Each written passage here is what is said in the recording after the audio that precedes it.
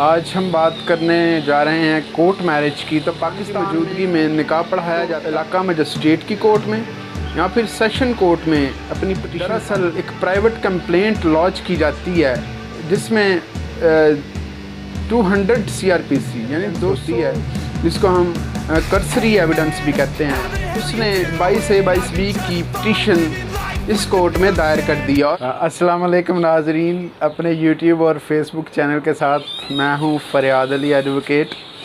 आज हम बात करने जा रहे हैं कोर्ट मैरिज की। तो पाकिस्तान में कोर्ट मैरिज जो है उसका तरीक़ाकार ये है कि सबसे पहले जैसे आम रूटीन में मैरिज में निकाह सेरेमनी होती है तो गवाहान की मौजूदगी में निकाह पढ़ाया जाता है और फिर उसी निकाह की बेस पर जो वाइफ है वो या तो इलाका मजिस्ट्रेट की कोर्ट में या फिर सेशन कोर्ट में अपनी पिटीशन फ़ाइल करती है।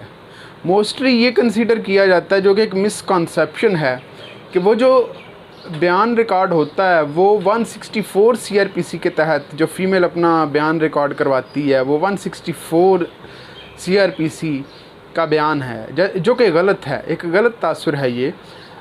जो निकाह के बाद इलाका मजिस्ट्रेट के सामने रूबरू एक बयान रिकॉर्ड किया जाता है वो दरअसल एक प्राइवेट कंप्लेंट लॉन्च की जाती है जिसमें 200 CRPC यानी 200 ज़ाब्ता दीवानी के ज़ाब्ता फ़ौजदारी के तहत उसके जो सरसरी बयानात हैं वो रिकॉर्ड किए जाते हैं। एक सरसरी एविडेंस होती है जिसको हम कर्सरी एविडेंस भी कहते हैं।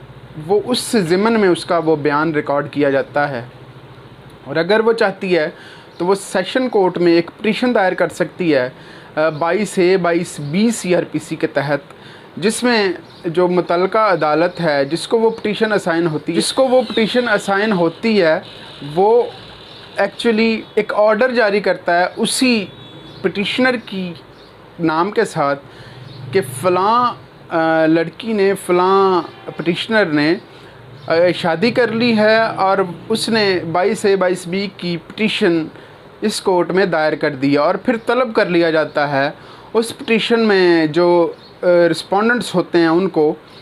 तो ये तरीक़ाकार है कोर्ट मैरिज का कि एक तो पहले निकाह दर्ज रजिस्टर करवाया जाता है और फिर लड़की के बयानात कलमबंद हो जाते हैं।